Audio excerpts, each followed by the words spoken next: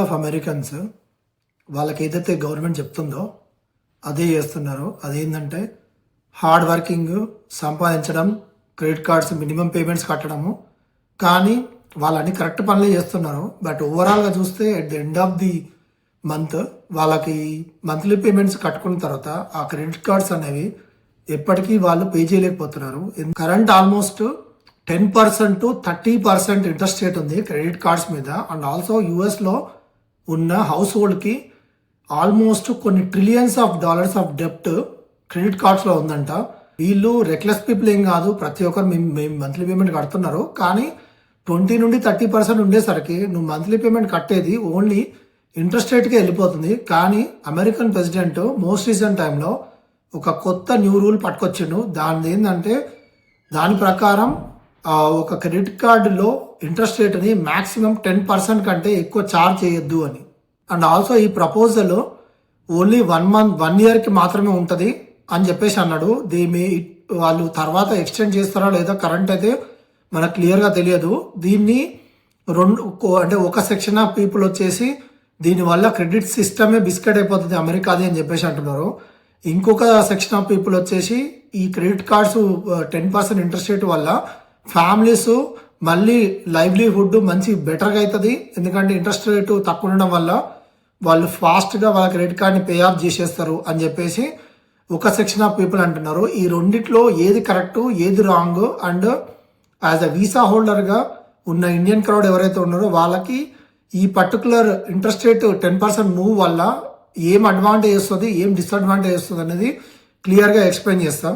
అది ఏం జరిగిందంటే డొనాల్డ్ ట్రంప్ ఒక ట్రూత్ సోషల్లో ఒక పర్టికులర్ ట్వీట్ పెట్టిండు. దాని ప్రకారం అమెరికన్ క్రెడిట్ కార్డ్ కంపెనీస్ జనాల నుండి టూ మచ్గా ఇంట్రెస్ట్ రేట్ ఛార్జ్ చేసి ఓవర్గా మనీ సంపాదించుకుంటున్నారు. దాన్ని నేను ఆపాలనుకుంటున్నా. అందుకని January 20, 2026 నుండి క్రెడిట్ కార్డ్స్ మీద ఆ ఇంట్రెస్ట్ రేట్ని ఒక క్యాప్ పెట్టేసి మ్యాక్సిమం పర్సంటేజ్ 10% ఉండాలి అని చెప్పేసి ఒక పోస్ట్ పెట్టిండు. దాంతో అన్ని క్రెడిట్ కార్డ్ కంపెనీల స్టాక్ మార్కెట్లో క్రెడిట్ కార్డ్ కంపెనీస్ అన్ని స్టాక్స్ క్రాష్ అయినాయి. At the same time even sudden bank stocks also కంప్లీట్గా క్రాష్ అయినాయి. ఎందుకంటే క్రెడిట్ కార్డ్స్ అని banks and individual credit card companies like capital loan కూడా వాళ్ళు ఇష్యూ చేస్తారు కాబట్టి ఇవన్నీ క్రాష్ అయినాయి. ఓవరాల్గా ఏం జరుగుతుందంటే ఈ న్యూస్ వల్ల వాల్ స్ట్రీట్ ఏమో కంప్లీట్గా నర్వస్ అయిపోయింది అండ్ బారోవర్స్ ఏమో హోప్ఫుల్గా ఉన్నారు.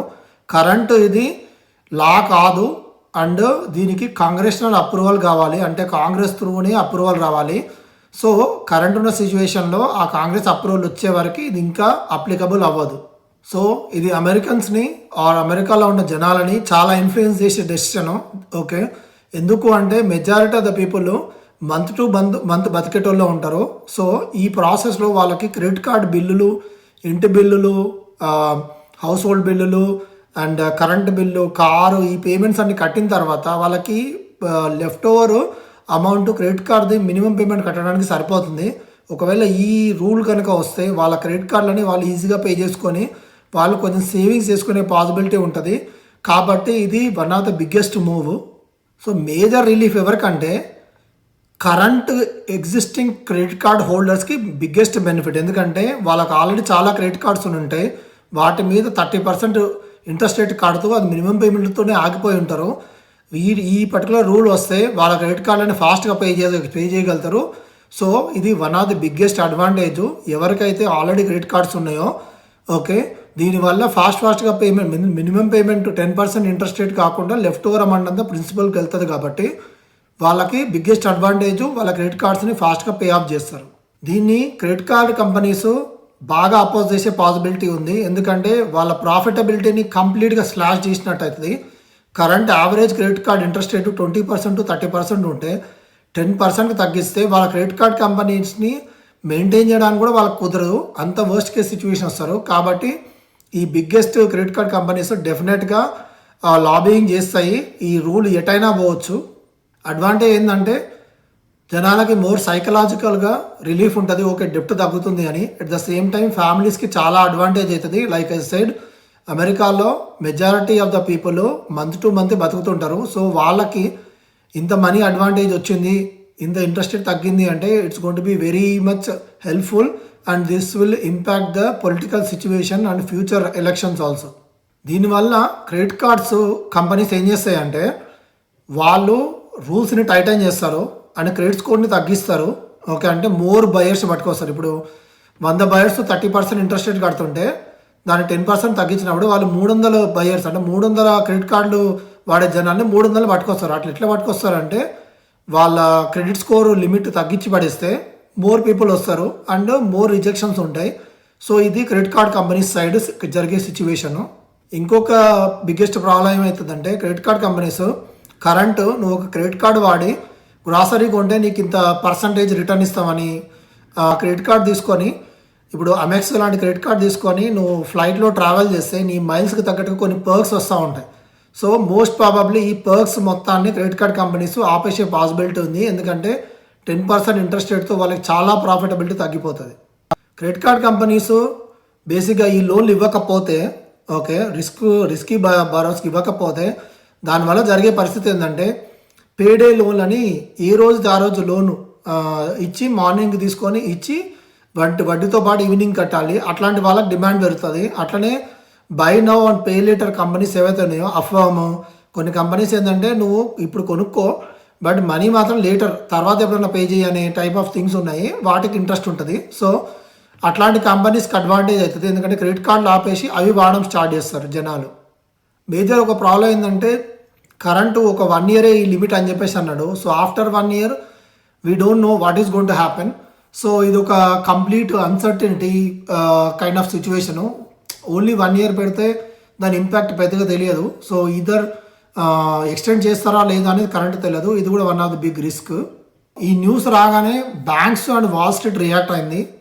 బ్యాంక్స్ స్టాక్స్ అన్ని పడిపోయినాయి. వాల్ స్ట్రీట్లో ఈ క్రెడిట్ రిలేటెడ్ దాని మీద డిపెండెన్స్ ఉన్న అన్ని కంపెనీస్ స్టాక్స్ క్రాష్ అయినాయి. సో దీని వల్ల మెజారిటీ ఆఫ్ ద డబ్బున్నోళ్ళు ఎవరైతే ఉన్నారో వాళ్ళకి చాలా ఇంపాక్ట్. డబ్బున్నోళ్ళు ఈ కంపెనీస్ పెట్టిన వాళ్ళు ఉన్నారు కదా, వాళ్ళకి చాలా ఇంపాక్ట్. వాళ్ళు డెఫినెట్గా బ్యాక్ వచ్చి లాబీ చేసి దీన్ని జరగకుండా చేయొచ్చు కూడా. వీ డోంట్ నో, ఫ్యూచర్ చెప్తుంది. కరెంట్ అయితే మనకి ఇంకా గ్యారంటీ లేదు. లైక్ ఐ సెడ్ కాంగ్రెస్లో డెఫినెట్గా అప్రూవల్ రావాలి దీనికి. నిజంగా ఈ 10% క్రెడిట్ కార్డ్ రేటుని తగ్గించే పరిస్థితికి వస్తుందా, నిజంగా జరుగుతుందా అని ఆలోచిస్తే డెఫినెట్గా బ్యాంక్స్ అన్ని పుష్ బ్యాక్ చేస్తాయి. ఓకే, డెఫినెట్గా చేస్తాయి. ఎందుకంటే బ్యాంక్స్కి చాలా ప్రాఫిటబుల్ థింగ్ ఏదంటే ఇప్పుడు ఉన్న సిచ్యువేషన్లో క్రెడిట్ కార్డ్సే. సో బ్యాంక్స్ అన్ని పుష్ బ్యాక్ చేస్తాయి. ప్లస్ వాల్ స్ట్రీట్ కూడా పుష్ బ్యాక్ చేస్తుంది అండ్ వాళ్ళు పెద్ద లాబీ చేస్తారు. అది కాకుండా ఇవన్నీ అయినా కూడా స్టిల్ కాంగ్రెస్ అప్రూవల్ కావాలి అంటే సెనేట్లో అప్పర్ హౌస్లో లోవర్ హౌస్లో ఓటింగ్ జరగాలి. దీనికి వాళ్ళిద్దరు అప్రూవల్ చేస్తేనే అమెరికన్ ప్రెసిడెంట్ సైన్ చేయగలుగుతాడు. సో ఇన్ని హర్డల్స్ ఉన్నాయి. ఇవన్నీ జరగాలంటే చాలా కష్టము. So and it is going to be time taking also. ఓవరాల్గా జరుగుతుందా జరగదా అంటే జరుగుతుందో తెలియదు. బట్ జరిగితే మాత్రం ఇది one of the biggest change and చాలా మంది అమెరికన్స్కి చాలా చాలా చాలా ఈ బెనిఫిట్ అయ్యే థింగ్. దీనివల్ల మంచి పేరు కూడా వస్తుంది అమెరికన్ ప్రెసిడెంట్కి. ఎందుకంటే డెప్ట్ తగ్గించినందుకు ఎవ్రీ హౌస్ హోల్డ్కి ఎఫెక్ట్ కొడుతుంది ఇది. ఓన్లీ ఒక సెక్షన్ ఆఫ్ పీపుల్కే కాదు, ప్రతి ఒక్కరికి ఎఫెక్ట్ కొట్టేది ఇది. కాబట్టి దీనివల్ల మంచి పేరు కూడా వస్తుంది గవర్నమెంట్కి. ఓవరాల్గా ఇది ట్రంప్ థింగా లేకపోతే పాలిటిక్సా బ్యాంక్స్ అని ఆలోచిస్తే ఇవన్నిటి పక్క పెడితే ఇది డెఫినెట్గా హెల్ప్ అవుతుంది జనాలకి. అండ్ ఆల్సో ఇది జరిగిన తర్వాత డైరెక్ట్గా ఇది ఒక్కటే మొత్తం ప్రాబ్లం సాల్వ్ చేయదు. ఎందుకంటే అమెరికన్ డెప్ట్ చాలా ఉంది. అమెరికన్ కన్జ్యూమర్ డెప్ట్ అంతకంటే చాలా హెవీగా ఉంది. ఇవన్నీ డెప్ట్లు క్లియర్ అవ్వాలంటే it's going to be very very difficult compare with India. యుఎస్లో ఉన్న జనాలకు ఉన్నంత డెప్ట్ ఇండియాకి లేదు. ఇండియాలో కూడా స్లోగా ఈ మధ్యన లోన్లు, mortgage loans, personal loans, credit cards అనే కాన్సెప్ట్ స్టార్ట్ అయింది. దీనివల్ల ఇండియాలో కూడా ఫ్యూచర్లో ఓవర్ డెప్టెడ్ సిచ్యువేషన్కి వస్తారు. సో ఇది ఓవరాల్గా జరిగేది. జరుగుతుందా జరగలేదా అనేది చూద్దాము. ఫ్యూచర్లో ఏమైనా జరగవచ్చు. అప్పటి వరకు thank you. See in the next video.